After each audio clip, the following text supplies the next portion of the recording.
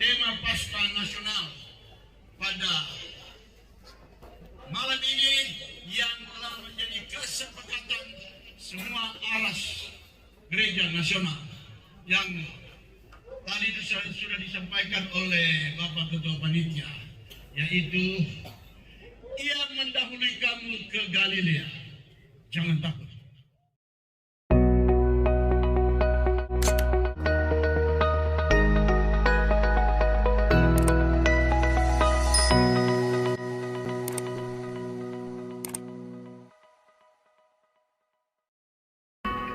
Puji Tuhan, silakan duduk. Bapak Ibu Saudara yang dikasihi Tuhan Yesus, Shalom. Shalom. Masakan kita kalah dengan Bapak Wamen ATR BPN tadi. Shalom. Kita beri kemuliaan untuk Tuhan Yesus. Haleluya. Malam ini saya ucap syukur pada Tuhan kalau secara pribadi saya boleh berdiri untuk menyampaikan isi hati Tuhan pada Paskah Nasional ini, dan kepada rekan-rekan saya pemimpin aras nasional yang tergabung dalam FUKRI yang memberikan kepercayaan kepada Persekutuan Gereja-Gereja Pentakosta Indonesia PGPI untuk menjadi pelaksana dan penanggung jawab untuk Paskah Nasional tahun 2023 ini, dan kepada panitia pelaksana yang dipimpin oleh Kepala Suku Besar Arfak Bapak Domingus Mandaca yang merelakan diri untuk mengurus urusan Tuhan ini, dan saya percaya urusan Bapak Tuhan yang nanti urus. Dan kepada seluruh panitia, biar kita tahu apa yang sudah kita lakukan ini tidak akan pernah sia-sia. Puji Tuhan. Nah, tentu yang namanya pendeta harus baca ayat firman Tuhan dulu. Firman Allah terambil dari Injil Markus pasal yang ke-16. Saya hanya membaca ayat yang ke-6, ke-7. Saya mulai membacanya. Tapi orang muda itu berkata kepada mereka, "Jangan takut. Kamu mencari Yesus orang Nazaret yang disalibkan itu. Ia telah bangkit. Ia tidak ada di sini. Lihat, inilah tempat mereka membaringkan dia. Tetapi sekarang pergilah, katakanlah kepada murid-muridnya dan kepada Petrus, ia mendahului kamu ke Galilea. Di sana kamu akan melihat dia, seperti yang sudah dikatakannya kepada kamu." Tema Paskah Nasional pada malam ini yang telah menjadi kesepakatan semua aras gereja nasional yang tadi sudah disampaikan oleh Bapak Ketua Panitia, yaitu ia mendahului kamu ke Galilea, jangan takut. Ayat yang barusan kita baca adalah dialog antara malaikat dan wanita-wanita yang datang ke kubur Yesus. Ketika wanita-wanita itu di dalam perjalanan menuju ke kubur Yesus, mereka menimbulkan sebuah pertanyaan satu dengan yang lain. Who will roll the stone away from the tomb? Siapa yang akan menggulingkan batu dari pintu kubur itu?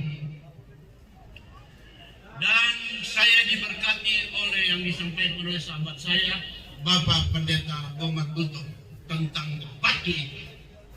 Karena seringkali batu itulah yang menghalangi kita untuk melihat dia Yesus yang sudah bangkit itu. Kalau batu itu punya nama, taruh namamu di situ. Jangan-jangan kita yang menjadi penghalang orang lain untuk melihat Yesus yang sudah bangkit. Kalau batu itu punya nama, taruh karaktermu sebagai nama. Tapi kalau batu itu juga punya nama, mungkin namanya masalah, persoalan, pergumulan, kesesakan, sakit penyakit, yang oleh karenanya menghalangi kita untuk melihat Dia yang sudah bangkit itu. Dan Alkitab katakan, ketika mereka melihat dari dekat, and when they look up closer, the stone had been rolled away. Batu itu sudah terguling. Karena itu, kita orang jangan jauh-jauh dari Tuhan, toh. Dari dekat-dekat saja. Karena Dia akan menggulingkan batu itu. Sehebat apapun batu itu, sebesar apapun itu. And when they look inside, dan ketika mereka melihat ke dalam,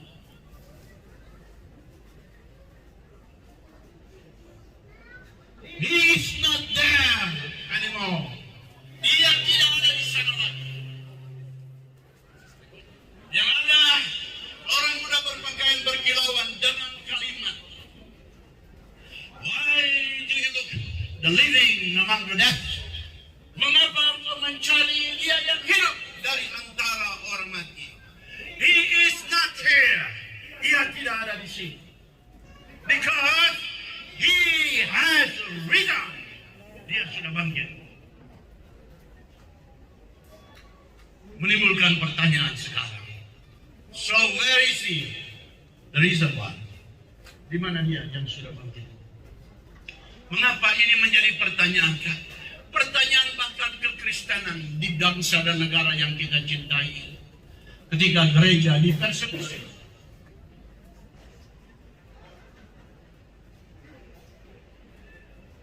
ditutup, diintervensi ibadah, dibongkar. Di mana Dia yang sudah bangkit itu? Saya teringat ketika Yesus datang pada upacara atau hari kematian Lazarus. Dia tiba di sana, dia sudah mati 4 hari lamanya. Dan dia bertemu dengan Marta dan Maria, saudara Lazarus. Dan kalimat sama, dua kata beradik ini. Lord,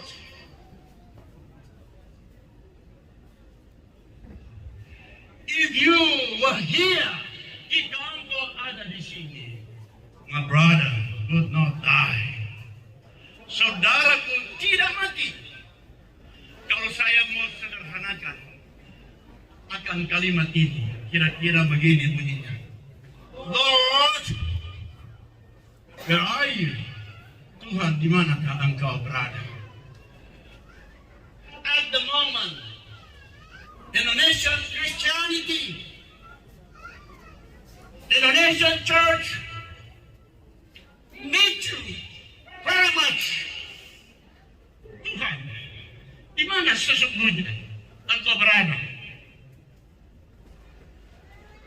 Ketika kekristenan di Indonesia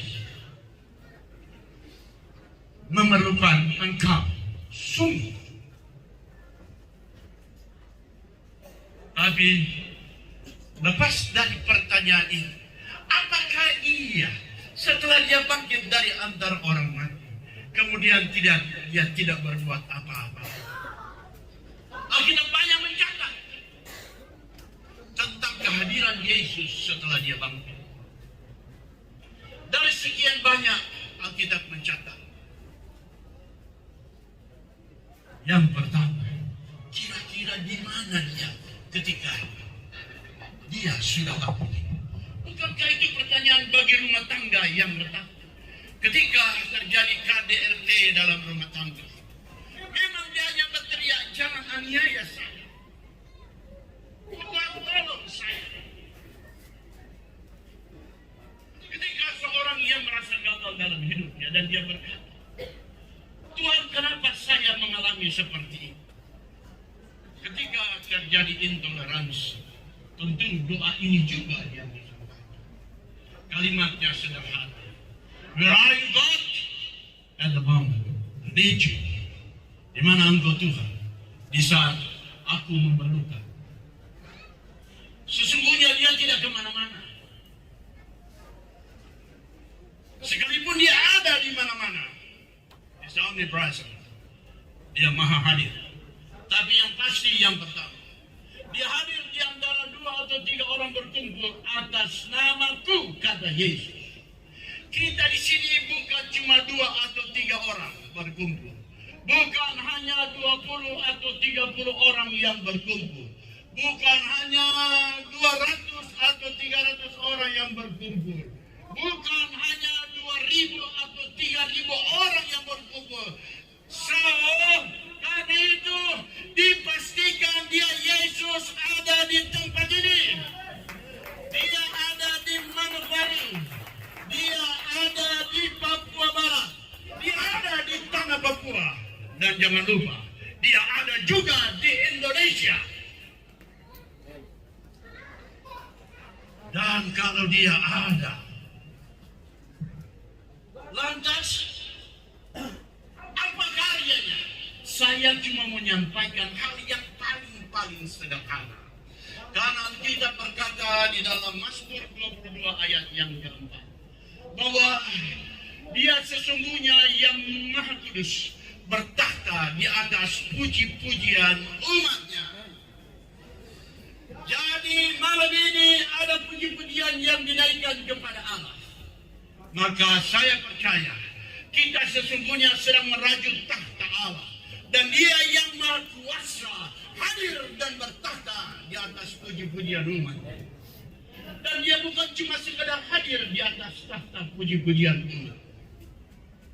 Ketika Paulus dan Silas dalam Kisah Rasul pasal yang ke-16, mereka dalam penjara di kota Filipi, dan secara manusia dan teknologi dan kemampuan tidak mungkin mereka bebas karena penjara itu ada di Gunung Batu. Saya 2 kali datang ke situ dan melihatnya dengan sungguh. Tidak mungkin mereka bebas. Tapi kemudian Alkitab mengatakan dengan jelas, mereka akan dipasung, dirantai, dijaga oleh tentara. Pada waktu tengah malam, mereka mulai memuji Tuhan dengan suara yang keras dan berdoa kepada Tuhan. Dan seluruh isi penjara mendengarkannya. Dan Alkitab mengatakan selanjutnya, terjadilah gempa bumi yang dahsyat, meruntuhkan sendi-sendi Filipi, sendi-sendi penjara. Belenggu terlepas, pasungan terbebas, dan mereka bebas. Kalau pada masa itu teknologi untuk menceritakan epicentrumnya sudah ada, maka pasti epicentrumnya ada di kota Filipi, dan lebih precisely lagi, lebih tepat lagi, epicentrumnya ada di penjara Filipi. Mengapa? Karena dia bukan sekedar bertakhta di atas puji-pujian, tapi dia bertakhta di atas puji-pujian pada masa kesesakannya. Oleh karena itu, sekali lagi, maafkan saya, ketika gereja mengalami persekusi, mengalami banyak hal yang tidak mengenakan, yang melukai hati. Tapi ingat, kita punya Allah yang maha pengampun. Dan kita diajarkan untuk mengampuni tanpa syarat. Tetapi ketika dia hadir, maka hati yang terluka itu dibalut. Oleh karenanya, ketika gereja sedang mengalami persekusi itu, pertanyaan kembali muncul. So where are you God? At the moment we need you very much. Di mana engkau Tuhan di saat kami sungguh membutuhkan engkau? Apakah Allah diam? Tidak sama sekali. Allah kita dahsyat. Dia hadir di atas puji-pujian pada masa kesesakan. Karena itu ketika kita mengalami hal-hal itu, yang ada kan kita hanya menyanyi memuji Tuhan. Mau menyanyi memuji Tuhan di pinggir jalan, di depan kantor wali kota, kan viral di mana-mana. Tetapi dia genapkan janji. Dia hadir dan membela umatnya. Karena itu dari mimbar ini saya secara resmi berterima kasih kepada Bapak Presiden kita, Bapak Insinyur Joko Widodo yang telah mengambil langkah-langkah cepat dan tegas. Dan kepada sebuah institusi tidak perlu saya sebutkan nama, karena telah dengan berani secara nyata menguji materi tentang SKB dua menteri DMA, dan kita umat Kristen berdoa untuk itu dengan sungguh-sungguh supaya biar kehendak Tuhan yang jadi. Mengapa? Karena Allah ada dalam hati. Di mana dia yang sudah bangkit itu? Where is he? Reason.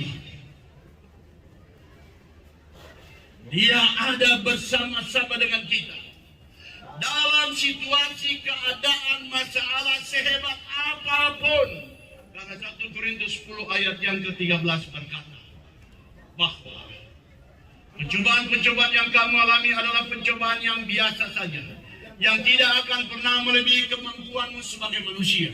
Karena pada waktu kamu dicobai dan melampaui kekuatanmu sebagai manusia, Allah itu setia.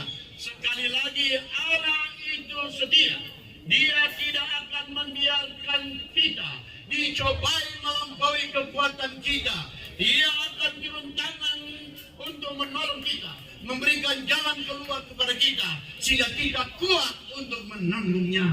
Oleh karenanya, maka ketika masalah datang menerpa gereja, menerpa rumah tangga, menerpa akan kehidupan kita, maka pernyataan yang keluar dari mulut kita bukan lagi Tuhan saya ada masalah, tapi hai masalah, saya punya Tuhan.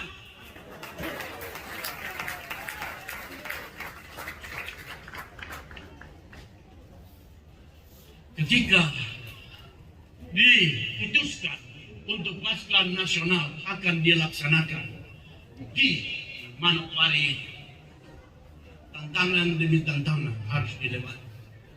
Oleh karenanya, saya sangat berterima kasih kepada Bapak Gubernur, mantan Gubernur,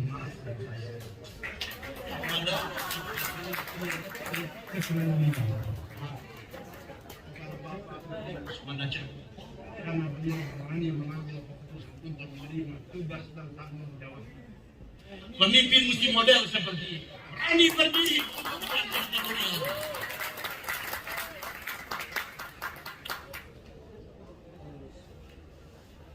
Dan saya berterima kasih kepada Tuhan, karena ketika Bapak Wamen ATR DPN tadi menyampaikan sambutan, saya pikir yang hadir, yang sambutan tadi salah satu sahabat saya, ketua Aras Nasional. Luar biasa. Ini membuktikan Allah hadir. Kita sudah berencana, tapi Tuhan juga yang tentukan siapa yang harus berdiri membuka acara yang kudus, acara nasional ini. Membuktikan dia tidak ada di mana-mana, dia hadir di sini. Dan kalau dia hadir di sini, percayalah, yang lemah mendapat kekuatan, yang susah dihiburkan, yang terikat dibebaskan, bahkan yang datang sakit oleh bilur-bilur Yesus, dia pasti sembuh.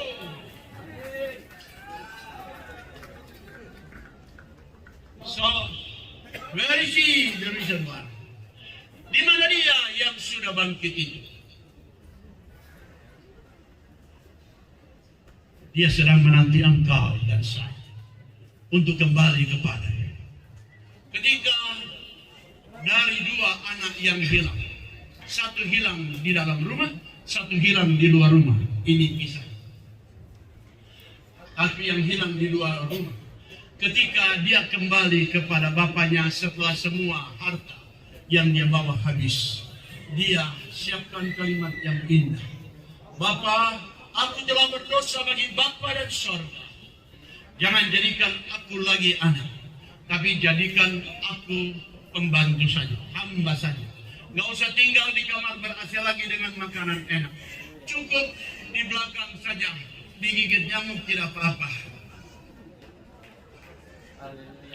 Tapi ketika anak ini pulang dari jauh, bapaknya melihatnya dan bapaknya berlari datang memeluknya.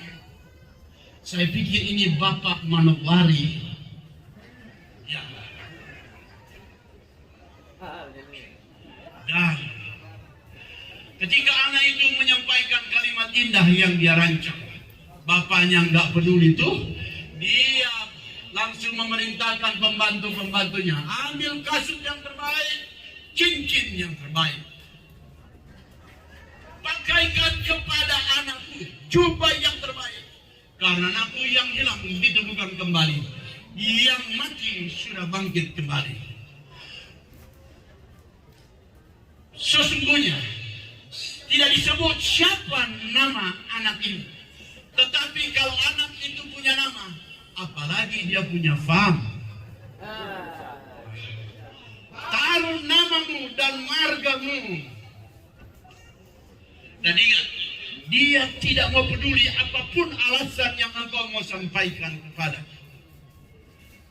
So, come for God as the way you are. Karena itu di hari Paskah, dalam hari peringatan Paskah nasional ini, datanglah ke hadapan Tuhan dengan apa adanya, because He will receive you as the way you are. Karena Dia menerima engkau apa adanya juga. Gak usah kita beralasan, Dia mau tahu, hanya datang apa adanya. Karena firman-Nya berkata, if you confess your sin, jika engkau mengaku dosamu, and God is faithful and justice, dan Allah itu setia dan adil, He will forgive you from all your sins. Dia akan mengampunimu dari semua dosa-dosamu, and cleanse you, membersihkan from all your unrighteousness, dari semua ketidakbenaran. Malam ini saya menantang Manokwari, Papua Barat, Tanah Papua, Indonesia, berbalik kepada Allah. Berbalik kepada Allah. Karena Allah menerima kita juga apa adanya. Sesungguhnya di mana Dia? Dia yang sudah bangkit itu, Dia sedang menanti engkau sampai hari ini untuk engkau kembali. Bahkan bukan hanya menanti untuk kita kembali, tapi Dia juga sedang menanti untuk kita kembali. Bukan sekadar kembali dari semua pengkhianatan kita. Ketika Petrus bersumpah, aku tidak kenal dia, aku tidak kenal dia, dan digenapkan firman Allah bahwa engkau akan menyangkal aku 3 kali sebelum ayam berkokok. Dan ketika Yesus bangkit, Dia berkata lewat malaikat kepada wanita-wanita itu, katakan kepada murid-murid dan juga kepada Petrus bahwa Ia menanti mereka di Galilea sebagaimana yang telah Ia firmankan. Kalau nama Petrus sebut, bukankah dia sudah berkhianat? Kalau boleh, kita ganti nama Petrus dengan nama kita pribadi, nama saudara, nama saya. Hitunglah berapa banyak kali kita berkhianat pada Tuhan. Mungkin tidak dengan kata-kata, tapi tindakan kita seperti itu. Dengar di baik-baik. Dia sedang menanti engkau bukan hanya kembali, tapi untuk dipulihkan oleh Tuhan. Dia sedang menanti engkau dari pengkhianatan. Dia tidak pernah lupa orang yang dia pernah kenal. Kita seringkali melupakan dia, tapi percaya, Dia Yesus tidak pernah melupakan engkau. Apakah Dia hanya menanti kita kembali dari semua pengkhianatan kita? Nggak cuma sekedar sampai di sini. Ketika Yesus bangkit dari antara orang mati, sebelum Dia kasih naik ke surga, dalam Yohanes pasal yang ke-19, 20, bahkan ayat 15 sampai 19. Dia berkata kepada Petrus, Simon, the son of John. Petrus anak Yohanes. Do you love me? Apakah engkau mengasihi aku? Dan Petrus berkata, yes Lord, I love you. Ya Tuhan, aku mengasihi engkau. Kedua kali Yesus bertanya kepadanya, Simon, the son of John, do you love me more than anything? Apakah engkau mengasihi aku lebih dari segala-gala? Dan Simon Petrus menjawab, Lord, I do love you more than anything. Tuhan, aku sungguh mengasihi engkau lebih dari segala-galanya. Ketiga kali Tuhan Yesus berkata, Simon the son of John, do you love me more than anything? And Peter depressed and cried. Dan Petrus, dia sedih dan menangis. Dan dia berkata, Lord, you know anything. You know everything. Tuhan, engkau tahu segala sesuatu. That I do love you more than anything. Bahwa aku sungguh mengasihi engkau lebih dari segala-galanya. Dan Yesus menjawab dia, and feed my sheep, dan beri makan domba-domba, gembalakan domba-domba. Bahwa di mana dia? Where is he? Risen by. Siapa? Di mana dia yang sudah bangkit itu? Dia sedang menanti engkau dan saya untuk kembali, untuk membuat sebuah perjanjian pribadi dengan dia. Bukankah rumah tanggamu adalah perjanjian pribadi antara engkau dengan Tuhan? Bukankah ketika engkau menerima dia sebagai Tuhan dan Juru Selamat, engkau membuat sebuah perjanjian pribadi dengan Tuhan? Ketika Yesus bertanya kepada murid-muridnya, menurut kamu, siapakah aku ini? Dan Petrus menjawabnya, you are the Christ, the Messiah, the Son of the living God. Engkau ada Kristus, Mesias, anak Allah yang hidup. Dan Tuhan Yesus katakan seperti ini. And from now on, they will call you Peter. It means the rock. Orang akan menyebut engkau Petrus, artinya batu cadas, batu karang.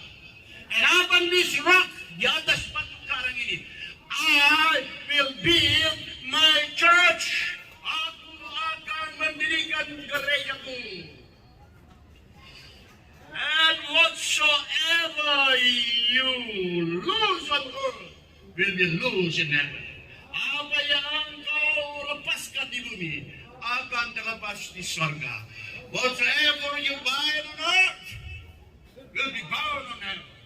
Apa yang kau ikat di bumi akan terikat di surga.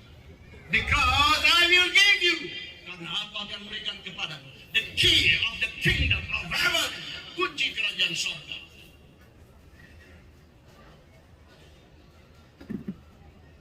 Artinya, di mana dia yang sudah bangkit itu? Dia ada membuat perjanjian dengan gereja-gerejanya yang ada di Manokwari, di Papua Barat, di tanah Papua, dan di Indonesia. He is the Lion of Judah. Dialah singa dari Yehuda. Oleh karenanya, di malam ini, Paskah Kebangkitan 2023, kita jangan pernah takut, kita jangan pernah ragu. Dia ada bersama-sama dengan kita. Kita dukung pemerintah Republik Indonesia.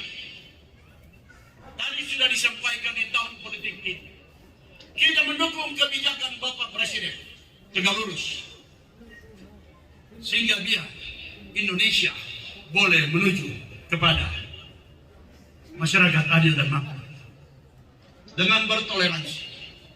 Dan kalimat yang terakhir adalah dia mendahului kamu ke Galilea. Jangan takut. Kalau Galilea adalah keberhasilan, maka ketika engkau baru bercita-cita, dia sudah menunggu di ujung cita-cita. Artinya, the dreams become reality.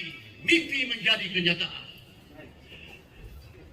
Dan cita-cita dari bapak-bapak pendiri bangsa kita, masyarakat adil dan makmur, lepas dari kita semua mendukung pemerintah dalam upaya menuju masyarakat adil dan makmur. Kita harus tahu kalau masyarakat adil dan makmur adalah tujuan bangsa kita, maka dia Yesus menanti kita di sana.